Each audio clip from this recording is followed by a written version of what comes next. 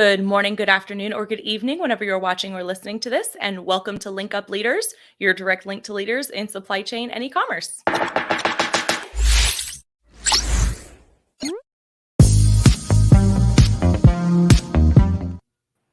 My name is Lisa Kinski. I'm a producer and co-host, and joined as always by Francois Jeffrey. Francois, did I just do that on mute? No, I heard you. Oh, okay, because our guest put in the back that he can't hear us. Don't know what's going on with that. Hopefully everybody can hear us still. Good morning, everyone. If you're watching live through LinkedIn, Facebook, or YouTube, please go ahead and send us a comment. Say hello. Don't be shy. And if you are listening to us after the fact on Apple Podcasts, Google Podcasts, or Spotify, be sure to, can you thumb up episodes? Subscribe to the show regardless. And rate us 5 stars. Yeah, I guess you could like them. Can you like things on podcasts? You can like things on LinkedIn. Oh, I don't know about podcasts. You could star them, favorite them. I don't know. Something? I don't do any of it. I just listen to it and then I leave it off to wherever it ends last and I just pick it back up. Yeah, that's the thing about like the podcast that I listen to regularly. I don't even need to turn on notifications because I know their release schedule and I just go straight to the show anyway and just pull what I need. So, right. I don't know. Maybe that's what folks do with us. Yeah. Who knows? Who knows how the hell it all works? People are getting a real insight into how our brains work on Friday mornings. Like nothing is quite firing yet. But how are you? I am good. I'm excited that it's Friday. I'm supposed to go to the driving range later this afternoon with Mike, so I'm very excited for that. Oh, fun. It's our team is back from Golden Week in China, so I started getting a lot of email notifications. Yes. So that also means a lot of people's supply chains just picked back up because I'm sure a lot of people did not hear back from their suppliers overseas over the past week. And if they did, then they have an amazing relationship and they should cherish that because they should be with their families. They should be relaxing before they get into one of the busiest seasons that they possibly have throughout the entire year. Aside from post-Chinese New Year. Yeah. So it's going to be exciting. And but to answer your original question, I'm doing great. I feel great. I'm excited for the weekend. How about you? How are you doing? I'm good. I'm a little tired. So I had that cup of coffee at 2 p.m. yesterday. Ish, 3 p.m. No, it was around 2. Anyway, and then I went and did an hour of Zumba and then did 40 minutes on the treadmill after that. And I still did not work off that caffeine and could not fall asleep last night. So apparently my coffee cutoff point is 11 a.m. I guess. I don't know where the row machine is in that LA though. Well, in either it's behind all the Stairmasters. In the one down the street. In the one by the office. Okay. Yeah. I might try that. It's not usually. Yeah, try it out. Workout of choice, but any hoodle. Yeah, who knows? It'll work out. Maybe. That was an hour and 40 minutes of exercise yesterday. That should have done it. A lot of dancing. Yeah, I couldn't do Zumba. I don't know. It's so much fun. The concept of dancing is just I don't know. Maybe it'll spark my inner child. Maybe. It's also there's a lot of complicated steps that are quite confusing. We are so off topic. Let's go on ahead and bring our guest on stage. I think it's funny you said that you're going to the driving range with Mike later. It's not this Mike. It's a different Mike. Our previous Mike Gorman. Our guest today is Mike Bandar with Waybook. That would be so interesting if you guys went to the range together, considering you are across the pond. Yeah, I think we'd both have to brush up our golf game if we wanted to get our putting anywhere near one another. We'll just FaceTime.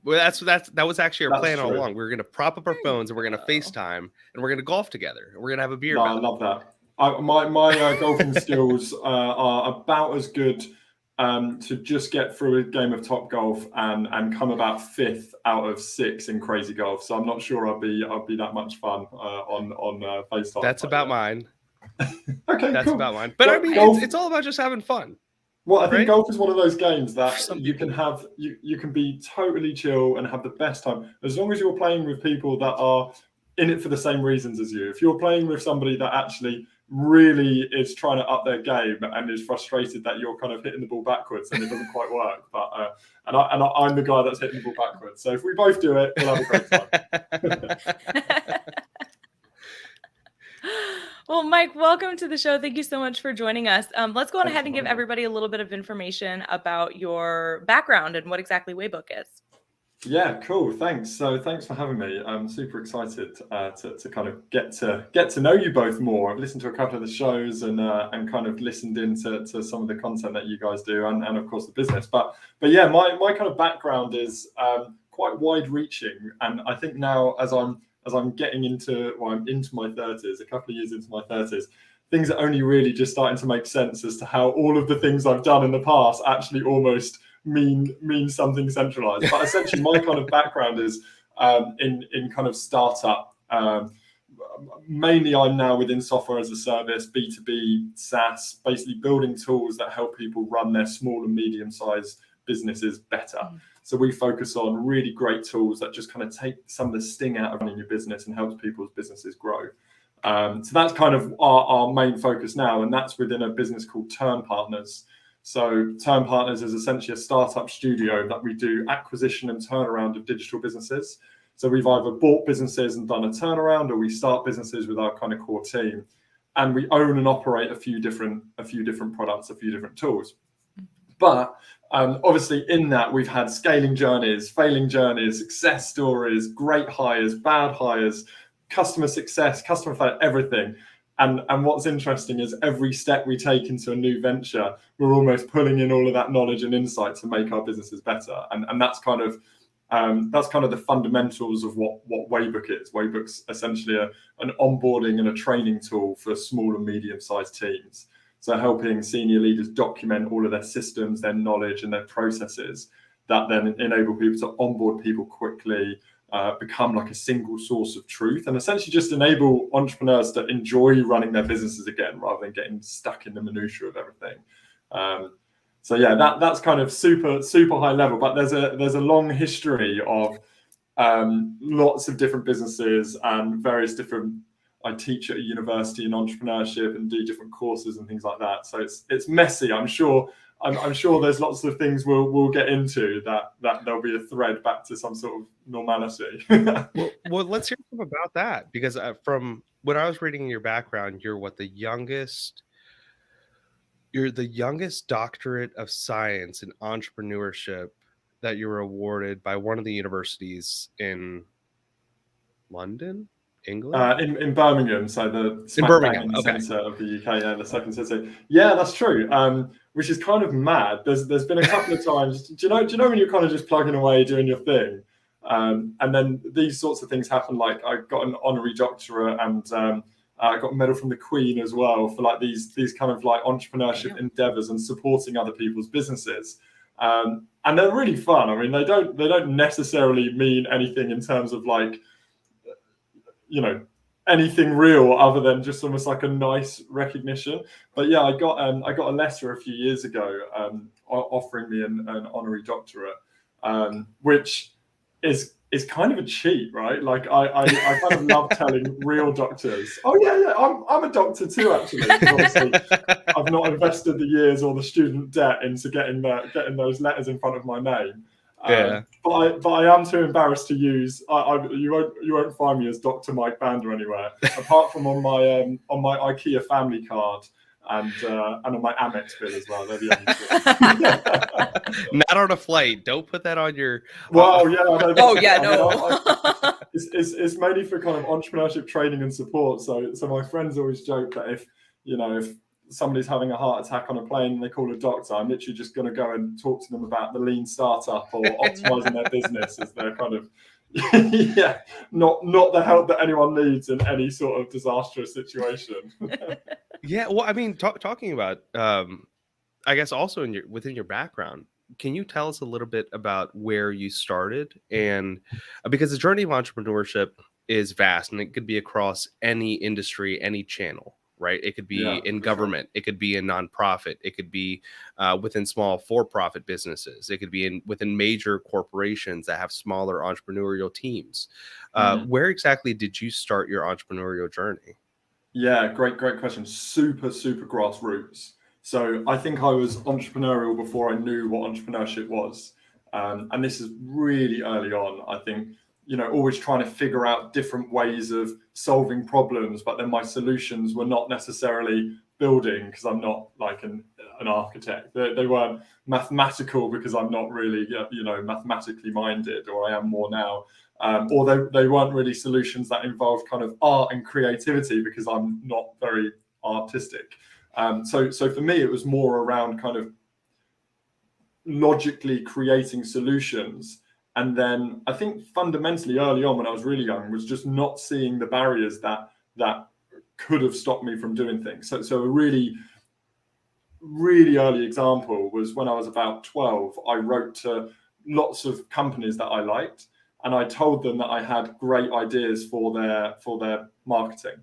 And actually, I've got the best advert idea for you, and da da da da. And most people ignored me, but actually a really big sugar company here in the UK, at Silver Spoon Sugar, got back in touch, and then invited me in to come and present my ideas to their kind of marketing director in a boardroom and blah, blah, blah. And I mean, the reality was I didn't have any ideas. I just thought it was fun to write these letters. So I'm then madly trying to think of some crazy ideas.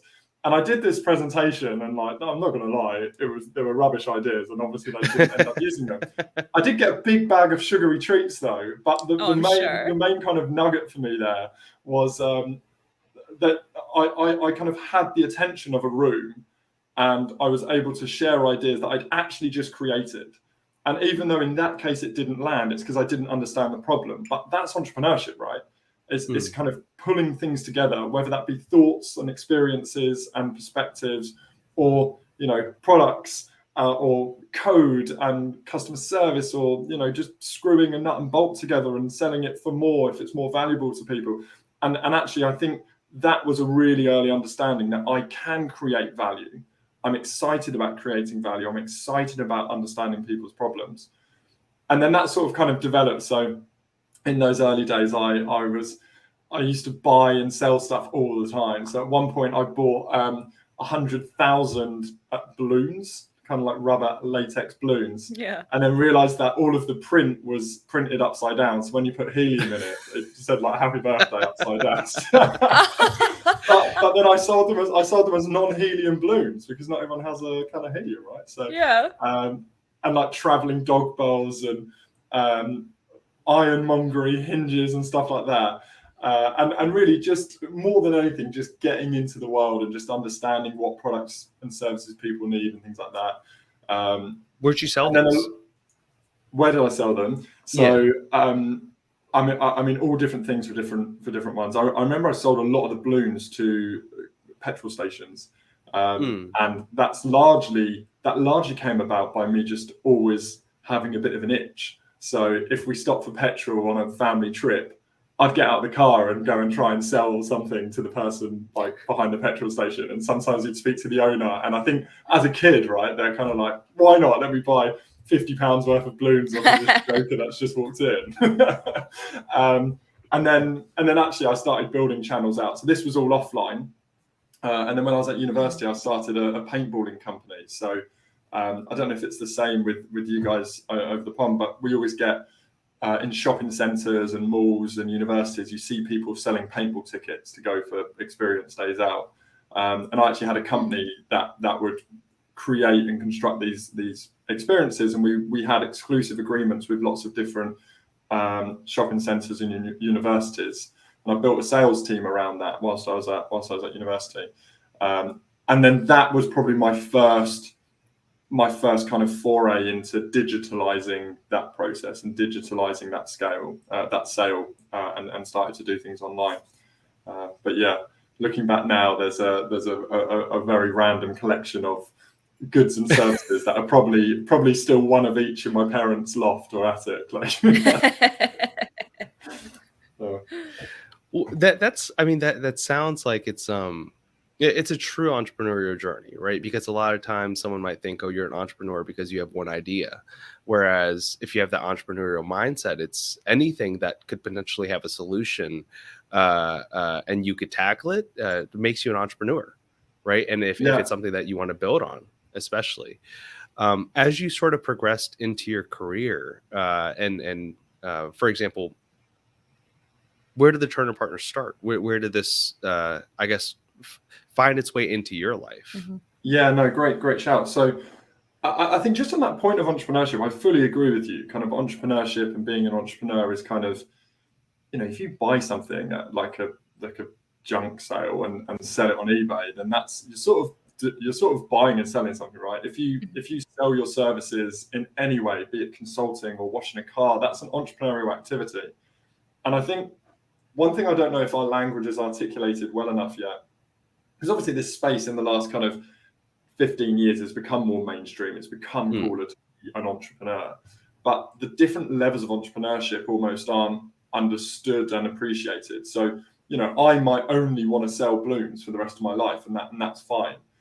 But then quite often people will see the scaling businesses that are celebrated within the media, and they say, cool, if I want to grow this business, I have to go to an investor, or I have to have a tech, I have to have an app and do whatever else. But within that, you also then have the individual kind of consultant freelancer. You have the kind of people that want to kind of cottage industry, right? Build family businesses that do what they do and provide a great lifestyle. Then you have almost the businesses that can achieve scale. And then you have venture or businesses that can really benefit from scale with investment, which a lot of kind of obviously e-commerce, if we've got access to marketing channels, and actually we can really accelerate. And far too often, working with thousands of businesses over the years, I've seen people playing one game by a different game rules. So people wanting to raise money and scale, but actually they still want the life of the cottage industry, or they're actually trying to compete in a market that, like Uber, for example, and you need massive distribution and you need critical mass, but then actually you're trying to run it like a cottage industry business. So I'm really intrigued as to what a lot of the work I do with entrepreneurs is more just understanding why they're running their business. And you typically then find that people are running their business in a way that it's not what they want. A lot of people end up starting a business and giving themselves a job that they would never apply for, because they get stuck in doing like the day-to-day bits and stuff like that. And really that's why I'm so drawn to the work we do within Waybook, which I'm sure we'll get to. Actually about kind of putting the right systems and processes in place that enable you as an entrepreneur and your senior leaders and your team to have the best chance of the business succeeding, as well as having a great life for the life that you want as well. Before I preach, I'll answer your question. So Turn Partner started because I was actually on a training course called the New Entrepreneurs Foundation here in the UK. And it's an amazing course. You get it's a year long. There was 25 people on it, and you kind of meet the Prime Minister. You meet like the amazing entrepreneurs in the UK. You have a position in a fast growth startup, but then you also get training and coaching and mentoring. It's such an amazing program. And I actually met my co-founder on that program, James Vardy, and we just were kicking around a few different ideas, and we were actually launching an e-com for fitness supplements by subscription. That was the idea we were working on. We'd both run businesses before, but we're really looking to scale up. And then actually the opportunity came around for us to acquire a dating business. And anyone listening or you guys know about dating, it's a really tough industry. But it's fascinating. And talk about what your product and your value is. Your product is your customers, and actually all you are is just this facilitator. But you also have the weird dynamics that the more successful you are, the higher your churn rate is with your customers. So there's so many different things. Like, so we were interested because this is a great opportunity, but we didn't want to go into dating. But we didn't want that to be our full-time thing or our forever thing. And equally, we actually own the UK's largest dating site for older women and younger men. So it's a cougar and a boy toy, or cougar and a boy niche. And it's mad, honestly, guys. It's the best business I've ever had proximity to. We've got hundreds of thousands of members that are just like the most vibrant and amazing, inspiring people from kind of average, normal people you'd find on a dating site to kind of 70-year-old women dating kind of 30-year-old guys, and they're building these amazing relationships, and then all sorts of relationships in between. But we also didn't want to become the toy boys. So we said, okay, when we're doing this, let's actually buy this business but let's buy this business into a structure called term partners that then gives us the flexibility to add as much value as we can, and then leverage those learnings, assets, resources to then start our next challenge and our next challenge and our next challenge. And that was the seed of term partners for us. I had a question. You totally derailed me with, I knew you did the dating thing. I did not know who your market was. And that totally derailed my train of thought. Do you know what? We often don't mention it that much anymore because we legitimately do some quite interesting bits. And I love talking to entrepreneurs about their businesses and their challenges and their scaling opportunities and the processes and stuff like that. That's what I get so excited about. I also get really excited about talking about a dating site, right? And about it's called Toy Boy Warehouse as well, by the way. It's very tongue in cheek. It's very fitting. Yeah. Yeah, it really is. And actually there's a lot more to it. So quite often in dating, the female members are overly sexualized, and there's a lot of it's a very weird industry. It can go down weird paths, and you see some kind of modern apps and that have done a really great job of rebalancing that and putting splitting kind of power control and things like that. But actually, Toy Warehouse was founded by someone else. Remember, we acquired it, but she did a fantastic job of almost just flipping it on its head. Instead of objectifying the women, she was like, let's objectify the guys. Let's get the toy boys in the warehouse, let's let these women go shopping. That's good. So it's a really fun brand. It's a really fun brand. But yeah, so I don't often mention the niche and the conversation, because even though I want to talk about other people's businesses, as soon as you mention Toy Boy Warehouse, people are like, cool. Yeah, forget Hopper, forget Waybook. Tell me about these older women. Tell me about these younger men. It's a great one. Oh man. Well, go ahead. Go ahead. You're good. No, I was just going to ask because I know you mentioned obviously just now you love talking about other people's businesses and sort of the growth and scale models that they might have, and I think a big mindset shift that businesses tend to need to break out of is sort of this solopreneur Superman complex sometimes, right? And seeing it as what you were mentioning before. Do we want to run this as more of the mom and pop shop? Do we want to start to scale and grow this ourselves and bring in the right leadership team, bring in the right middle managers, or do we want to take on investors? And, in that case, giving up larger pieces of your company, but also getting the resources and expertise and capital that they can provide. How do you, spark these conversations with them in learning what they want and breaking out of that solopreneur mindset? Yeah, no, it's a really great question. So I personally always like to start by understanding why somebody wants to run their own business. If it's because they want to be massively disruptive, they want to take over an industry, and they want to go for scale, then that's a very different thing to them just wanting an amazing life, really comfortable and kind of working within their community. So really fundamentally understanding and challenging why somebody wants to run a business, why they're taking these challenges. And then once they've identified that, it's really interesting speaking with founders and trying to empower them to understand what they do really well. Because quite often the secret sauce behind every individual's business is what's in that person's head, and they don't often identify that as a core strength, because to them they're just great. Some people are amazing at branding and it's just what they do, it's just how they work. Some people are amazing at logistics, it's just what they do and it's how they work. So it's really about understanding the secret sauce behind people's individual business, and then really the whole game, if somebody's pushing for scale and that aligns to what they want, is really just about documenting all of that knowledge, that systems and that process, crucially to extract it from the brains of the entrepreneur and the senior leaders and the people doing the work. Way too often do you find out that founders have almost like a very different, a very big gap between the expectation of what things are and how they work in the business and the reality of how things actually work. And what I mean by that is we might understand that there's a way we speak to our customers because that's how we did it when we were a solopreneur. And then we hired somebody, maybe a VA or a full-time person, to speak to our customers. And we just assume, we did a handover conversation. There might be a Google Doc telling them how to have this conversation. And then because we still know this, we just assume that that person is doing that right, and that works. And sometimes we spot things and metrics change, or we get complaints or compliments and that adjusts, but we don't really continue to communicate and make that available.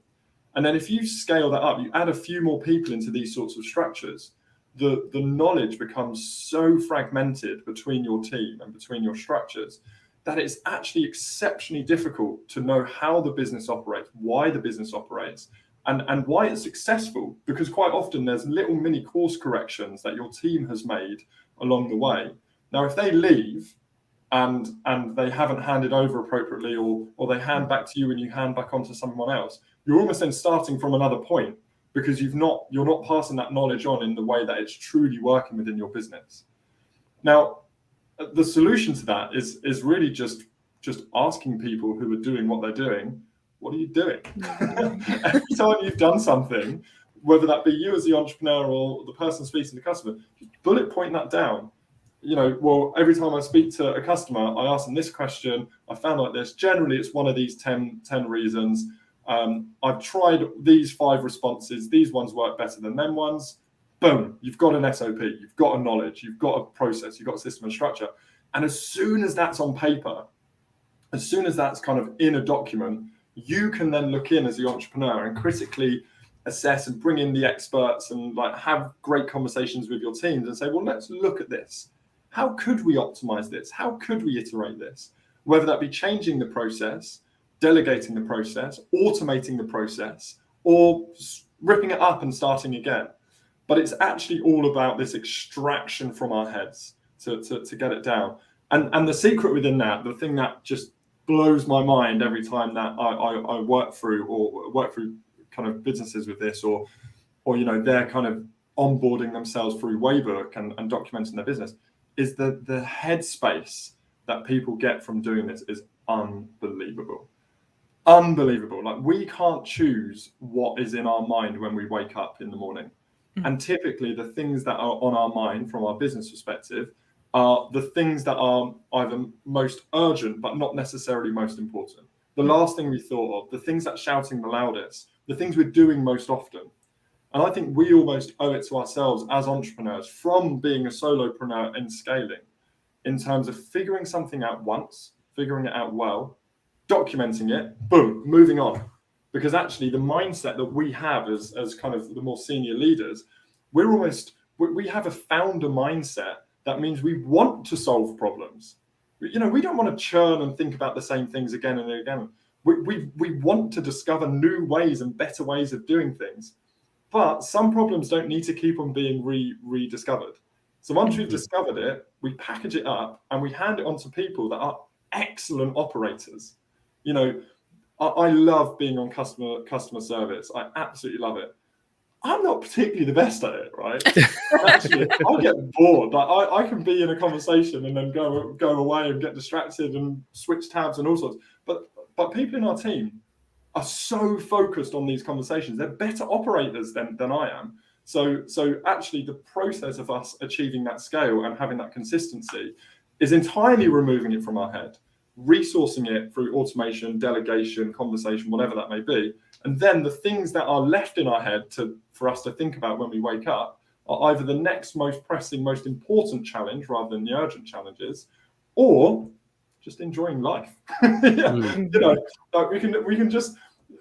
can solve the problems and iterate on the problems, but there's always new challenges. But as soon as we kind of get to a level where we've built this system and process, it becomes bigger than us. And I think partly the challenge with solopreneurs that are trying to scale, that are really struggling, are basically trying to solve all of the problems, as well as executing on all of the activities, as well as holding all of the strings. We have so many hours, minutes in a day, and so many thoughts that we can process at once. So I think you hit the nail on the head there in terms of like this kind of super person complex. Yeah, I think you did. Yeah. I just asked a question. Sorry, Lisa, go ahead. No, it's okay. I was just going to kind of follow up on that, on like, for the solopreneur who's wearing all the hats and, with the Superman complex. I mean, when can you've talked about delegating to the people who are really great operators and stuff. When can they kind of how can they help identify when it's time to bring on other people to the team and when to delegate that out? Because I think all too often, one, either because it's not properly documented, or two, because they don't know another way, it can feel like, well, if I don't do this, it's not going to get done right. So I need to keep this task. Even if it's not a task that they're super great at. It's just, I've been doing it, it's working, or it's getting by. I have to keep doing this. How can they identify when it's time to make that shift? Yeah, it's so true. So I think the simple answer is it's already time.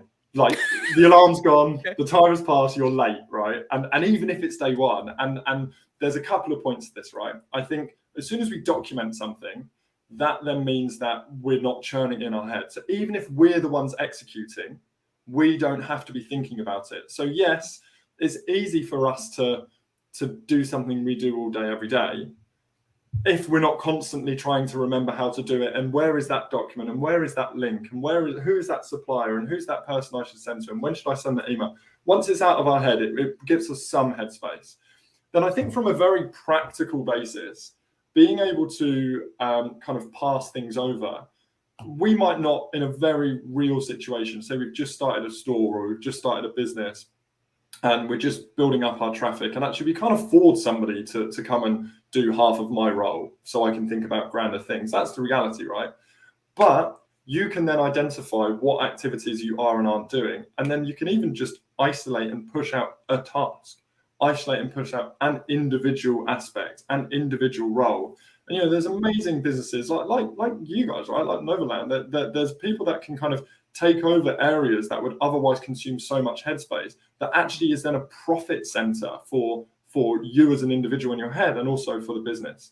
So I would say always document, and then that gives you the understanding to know what you can afford to pass over. I basically have run on the principle, and I don't know if this is right or not, but I always want to be at like 95% capacity. And every time I know everything that I'm doing, because it's all documented, I can see my day to day, and I can carry on putting things in and things in and things in. Now, having it documented makes it more efficient, and you can actually shrink down 100% of your time into 50% of your time just by getting it out of your brain, which then means you can bring in another 100% of your time, you know, that fills up the other 50. And then by then, hopefully you've built up more value that you can then pass things over. And then the specific, like the actual tangible way you can do this is by just costing it up, costing it from a cost, a value, and an opportunity cost basis. So I would always say, what is the cost of me for me in order to delegate this? So we've got a social media scheduling tool, right? Called Hopper HQ. You can upload all of your content, you collaborate with your teams and agencies, and it just makes you look great on social media. Now, this is a $19 a month tool. Now, if somebody's looking at, I'm spending a lot of time on social media, what's the alternative? It might not be delegating it to a person, but it's automating it through great tooling. Well, I can legitimately save an hour a day for $19 a month. Boom. No brainer are you going to make that decision. Even just so you can have an extra hour in bed, you're going to do that when you start moving, right? So the cost of the actual switch is a great way. The second part is the value that you get from that switch. And quite often we're looking at maybe 10 activities that we're doing, and we can't do all of them, and we can't delegate all of them or automate all of them at the same time. So it enables us to critically look at what is bringing the most value to us as a business, in order for us to then make sure that we are resourcing the areas that bring the most value to the business or drive the most value forward. Now, that value, if we're a funded startup going crazy, might be on user acquisition, or like scale or growth or reach. If we're a bootstrapped ecom, it might actually be, you know, optimizing our conversion rates, or making sure that we're actually driving our intent-driven search, or, you know, because we need to get that return immediately. So what's the value, and how can we prioritize that? And then the other very real way that I do it is I have a cost, a hypothetical cost of my time and our team's time. So I might say that my day is worth $10,000 a day, which means that every single thing I'm doing in an hour needs to be earning way more than, say, $1,200. Now, if I'm doing something that isn't providing $1,200 worth of value, then there's probably a more efficient way to pass it on. And these three, and you know, that's a hypothetical like number that can change as you have different scale and resources.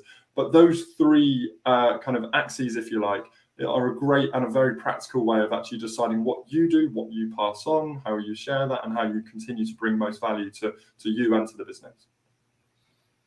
Wow. I love that. That's very actionable. I'm nervous you guys are going to stop asking me questions because I'm aware. No, absolutely not. Every time that you say something, it sparks like a million more questions in my brain. It's like, which one do I want? Which one can I make most use out of this time? But I think, I mean, a lot of what you talked about also, you know, kind of bounced around from strategizing, planning, executing, and even if you're delegating, then you have to start managing, right? How do, I guess, as you scale up and as you start to grow your team, how do you effectively start planning out these different scenarios? Typically, when you're starting out, let's say, especially if you're bootstrapping, you don't have a ton of capital. You don't have to worry about, hey, what am I going to do in 6 months? You're worried about what am I going to do in the next 6 weeks? Yeah. Right. So as you start to grow this out, I guess, how do you start? How should you start allocating your time? Where should you start focusing, you know, your efforts? Who should you hire to even get those other things in line, like the managing, like the execution, the planning, the strategizing, all of this? Yeah. What? So do you mean now, or do you mean as you scale? How do you understand? What mechanism do you use to keep on adjusting that? Yeah, I think as you scale, particularly because when you first start out, you're doing all of it. You're wearing every hat. And, you know, when you were talking, for example, the first thing that came to mind to me was if I was someone that's scaling up, and I was almost answering my own question of when do you know it's time to start delegating your tasks? It's like, well, if I had like 50 hats here and every time that I had to do something else, I had to pick up it would get annoying. It would be like, well, shit, I'm doing, you know, customer service right now. Then I'm doing marketing, and then I'm doing this. And it's like, well, let me just try to stop picking up hats. Let me see how many hats I can give away or put on to someone else. But I guess my question is more so in the scale up phase as you're making your initial hires. So I think you can actually do a lot of this pre-planning beforehand. And have you guys come across the book EMyth by Michael Gerber? No. It's like a must read. It's totally incredible. So EMyth by Michael Gerber, EMyth Revisited. It's a bit of an older book now, but actually all of the principles are just spot on. And this is basically around how we can achieve consistency and repeatability and scalability within our businesses. And one of the core concepts that Gerber says in EMyth is map out your business if it's going to be kind of, say, 100 people. So we can be 2, 3, 4 people. Map it out as 100 people, and let's look at. You start to get a sense of what's important and where the value comes within your business. And if not, just look at a business in your industry that's 100 people, right? And then start to work out all of the roles that people will be within that area. So let's say, okay, let's look at marketing. Within marketing, we have a marketing manager, we'll have a social media exec, we'll have a strategist, a media buyer, all of these different roles. And actually, Gerber goes as far to say as write those job descriptions. I mean, I must say I've never done this, but like I've bullet pointed the job descriptions, right? So write them. So you end up with like 100 roles, and you can actually branch these out into kind of categories. So when you are hiring someone, you don't just give them a job. You give them a basket of responsibilities, and those responsibilities are pre-fragmented in order for them to go and scale out their team.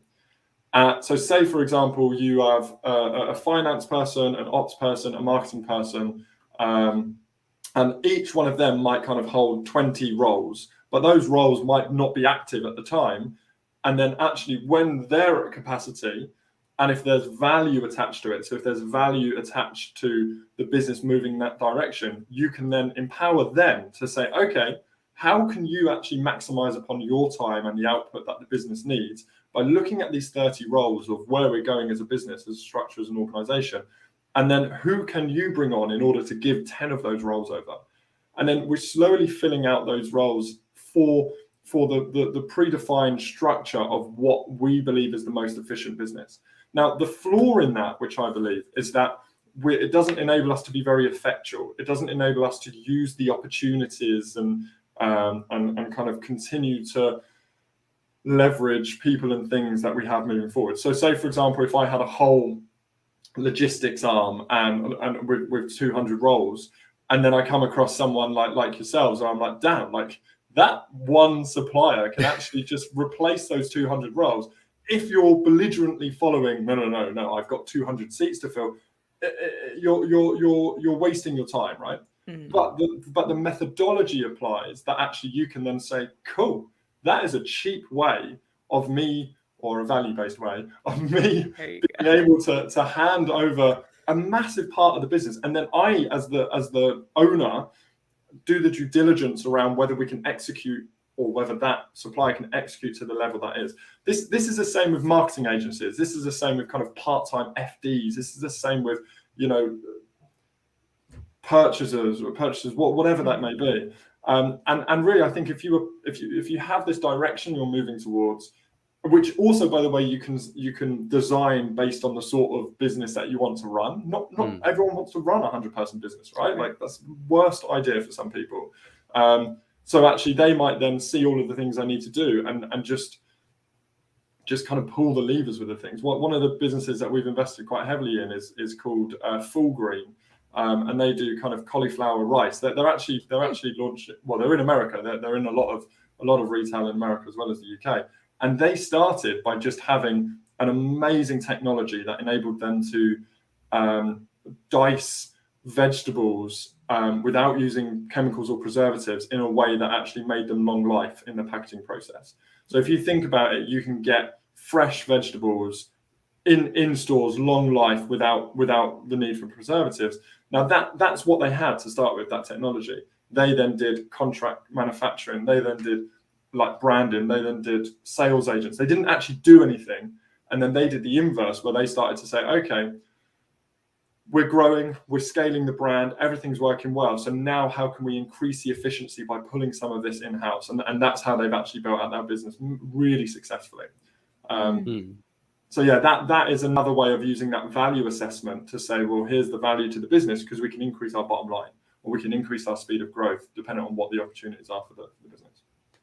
Yeah, we're adding that book to the list because it sounds all too familiar. Francois was the man with all the hats, and he has spread his hats. Yeah. It's funny you say hats. I'm hoping to get hats behind me. Maybe if you see me in a few weeks, I want the different hats of the different businesses, because we hear every entrepreneur I speak to is like, oh, I've worn all the hats, so I just need to hand them over. But it's messy because they don't fit some people. And people drop them and people put them on backwards and stuff like that. So that's like the documentation piece, right? That's so funny. Well, it's I think one piece of that is also knowing when to sort of go, no go, right? When you have, let's say, the 200 people within logistics and you find a product or a service that can actually take care of that. It's knowing that you could actually, take advantage of a new partner rather than hiring out new people. But when it comes to e-commerce and it being such a new industry, and I don't know if this is necessarily a flaw of that book, but how would you go about doing the research of like, what exactly are e-commerce businesses or online retail businesses particularly hiring for? How are they structuring their organizations? I mean, you could look at, history for P&G or any of these major corporations, and they'll have case studies. You can see very, in real time through a book or through someone doing a study on them, how they grew from, a handful of people to thousands, hundreds of thousands of people. But how do you do that in a newer industry or with a newer product or a newer service even? Yeah, that's a really great question. There's this whole concept of kind of like analogs and analogs. And this is basically saying, in order for us to seek inspiration in a market or in an industry, let's look at people who've done it particularly well and look at people who've done it particularly badly. And we almost end up with survivor bias by following the things that have done well, like that have led our competitors to success. But we've not necessarily always looking at the things that have led our other competitors to failure or to close, because often, people don't deconstruct those businesses as much. So I would always look for analogs and analogs in terms of the people that have done well and done badly. Now, we can do that within most industries. As long as you're not currently in the state, you're not the top of the industry, or you're not currently the business that you want to be, there will be people to look at. There will be inspiration that you can draw on from other businesses. And the information available for them is massive. You can obviously look at their LinkedIn, you can look at what they're hiring for, you can read their blogs, you can look at their About Us and their team pages. You can call them up and ask them. Like, one thing I love about ecom, we have a lot of ecom clients across Hopper HQ and across Waybook.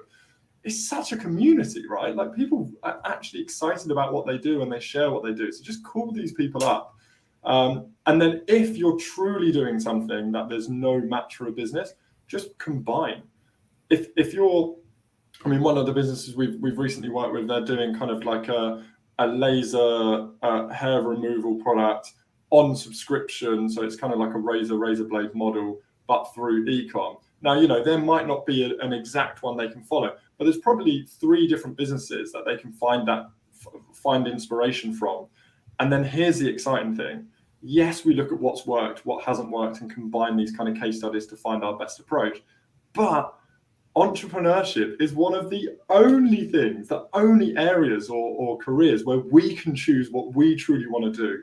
We can work how we want to work. We can do things for the reasons why we want to do things, and actually, take control and drive things forward and build the businesses and the lives and the impact that we truly want. So yes, seek inspiration, but then put your mark on it and decide how you want to make that different and build that system, structure, and process in a way that will actually work for you and for your business and your team and your customers and your community. Damn. Well said. You're inspirational. You spotlighted me, so I felt like I was monologuing rather than speaking to you. I almost lost myself there. No, I see why they bring you on to these events. I mean, that's awesome. It's I think it very much is a mindset thing. And yeah, I'd love to also dive into, for example, the shave club that I guess one of your clients is doing. I know we can't talk too much about them particularly, maybe, but what are some of the challenges that you see some of these scaling brands face when they do start to delegate, when they do start to even automate some of this growth phase? Yeah, I think customer acquisition is always like a big challenge here, and I think one thing I've seen, there's a buddy of mine runs a very, very successful ecom, very, very successful, and one of the challenges he's had is he was basically the brand bastion. He was the guy that had the taste and the flavor and the reason why people just got the product compared to the competitors. He was really behind it. And of course you brand guideline that, and of course you do everything else, and of course you kind of put the structures and systems in place. But then essentially when he scaled out his marketing team, the marketing team used the brand guidelines as a structure and used the kind of previous lessons as a structure. But what they also did was they just really, really followed the analytics of like media buying analytics, of conversion rates and all sorts, and sort of rightly so, optimized and changed the ads and changed the positioning of how they approach their customers, just to seek growth, to seek more and more customers. But what they did in that, because they were following exclusively on the analytics as this continued to grow, and as there was probably pressure for them to acquire more customers, they actually shifted their positioning without them knowing.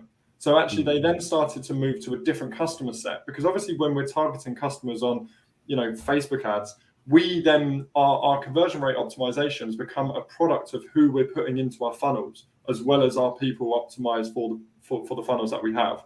So they might have started, their thing is in dog owners. I don't think I can specify anymore, but they're in dog owners. And actually they have a very clear customer segment, but the marketing team then took dogs and dog ownership as the seed, and then actually pivoted that through optimizing towards customer segments that weren't necessarily their stronghold into becoming a very different brand. And because he was sort of building the structure and everything else, that sort of got away with the business. And even though they continued to grow, they plateaued. because he knew that that wasn't the market that was large enough, but they hit, well, I don't know if you've come across a local area maximum before.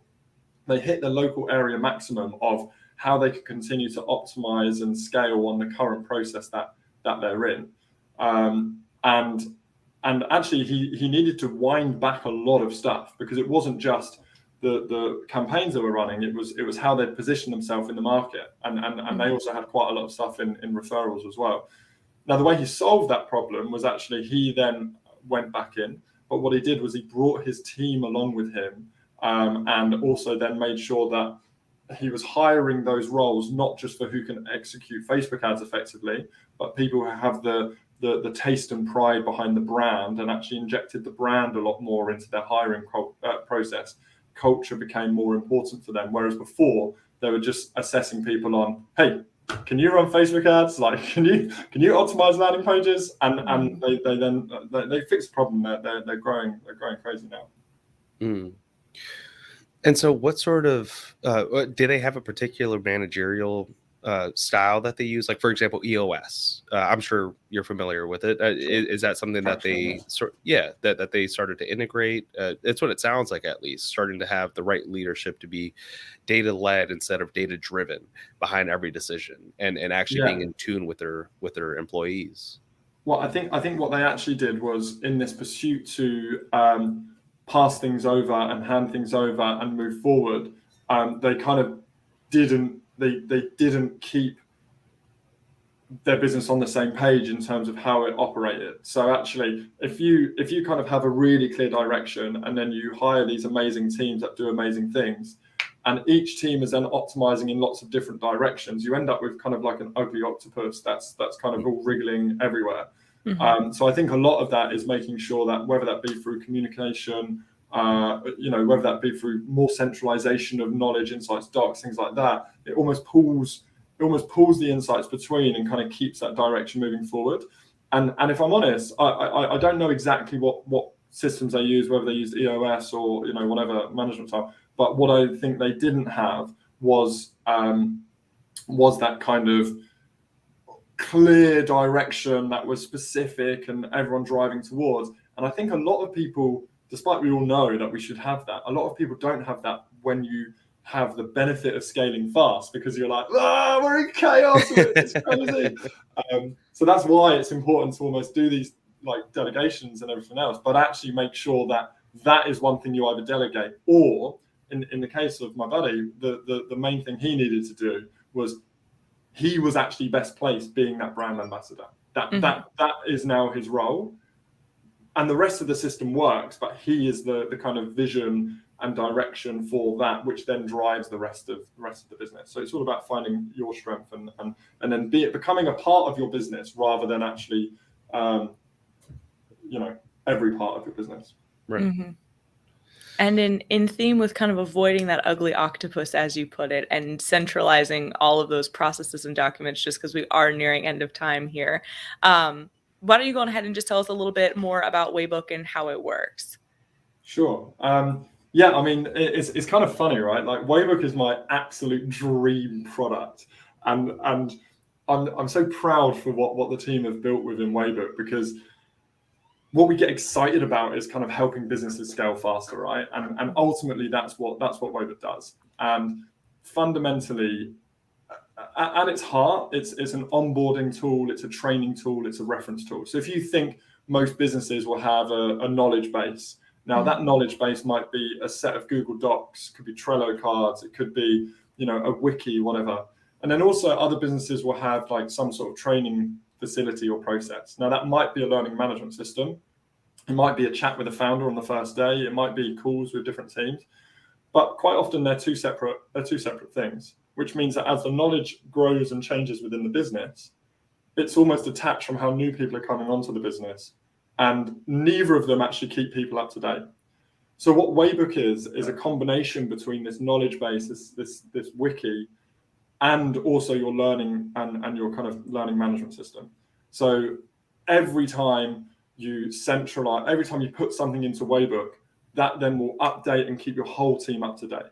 And you can empower your team members to have various different levels of edit and control and all sorts to be able to say, hey, this is what we're doing, this is what we're finding, here's how we think is the best way forward. They might put a few extra bullet points into a process or some lessons onto a campaign. Then their senior leader might approve that, publish that, and then actually update everyone else who's relevant within the organization.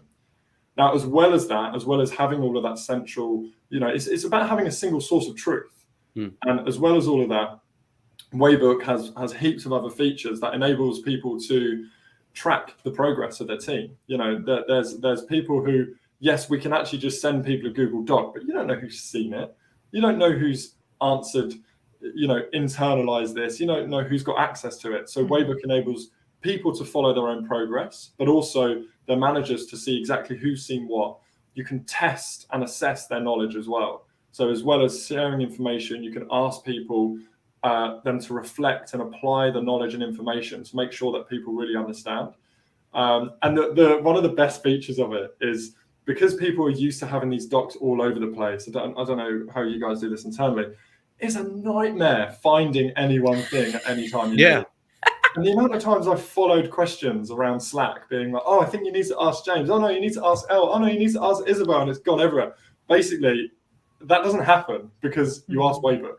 So I used to spend, it felt like 4 days of my week, felt like 4 days of my week finding logo files for people because everyone's asking where the logo files are. Yeah. So you just search logo in Waybook and it has all of the docs. It has everything centralized along with all the information on how to use it and things like that. So yeah, that's pretty much it. I mean, there's heaps more, and I'm sure if it's valuable to anyone, they can check it out and they can book in a chat with one of our team. Everyone's really excited to talk, as you can tell. And yeah, they can kind of check that out. But it basically helps you centralize your knowledge, onboard your team really fast, empower your team to have all the knowledge and insight that they need at all the time. And yeah, just grow faster and more efficiently. And I've got that URL up on the screen, and it'll be linked in the description of the video and the audio. It's just www.waybook.com. I was super excited when I first talked to Viraj about having you on the podcast. And I was like, okay, walk me through this system. And what we used to use at my old employer was SharePoint, which has a lot of, that face. It has a lot of strengths, but it has even more frustrations and deficiencies. And as he's like walking me through Waybook, I was like, oh my God, that fixes that problem. Oh my God, that fixes that. Wait, oh my God. Like, you almost had to know how to code to be able to change one person's permissions within SharePoint if they got promoted from associate to supervisor. I mean, it was bonkers crazy. For anybody that's listening and is as excited about Waybook as I am, what is the best sized business to kind of sign up for your service? Do you work for, teams of 2, or is it best for 100 or more? Who's the best? Yeah, no, great question. So typically it's really between 10 and 250, 300 people, which I know is a massive range. And people will start to onboard. It's interesting. Most businesses that we speak to are kind of at around the 10, 15, 20 mark, and they're going through. And they're almost graduating from Google Docs, right? They need to, they're feeling all this pain of not knowing where things are. But then actually, we speak to a lot of businesses that we kind of help them transition from any solution that they're in when they're kind of like 50 to 100. We do speak to some founders that are kind of 1, 2, 3 people. And what's interesting is almost every single founder we speak to that's at the 1, 2, 3 person stage, my first question is, have you done this before? And they say, yep, this is my second business, and this is why I know this is so important. They've already felt the pain, and they know it's easier to start from now. So yeah, really, it's kind of like 20 to 250 is where like this will just save an insane amount of time and really increase your efficiency in that scale. We actually have clients at 10,000 on Waybook, so it does scale. It's just not really where we're pitching and speaking to. But yeah, if people know the pain, they'll know the pain, and you can come from one and build up from there. So again, that is waybook.com. Mike, thank you so much for being here today. This has been awesome, and we have a few more books that we need to add to our book club, Francois. Yes, looking forward to a round of golf, Mike. Yes, absolutely. Thank you so much for having me. It's been a real pleasure. I really appreciate what you do. Thank you, Mike. And thank you to everybody who tuned in live and is listening after the fact. Again, as always, like, share, comment, subscribe, ring the bell for notifications, rate us 5 stars. And be sure to tune in next week when we have another conversation with a leader in supply chain and e-commerce, just like Mike with Waybook. Thank you again so much. Thanks a lot. Take care. Guys. Bye, everybody.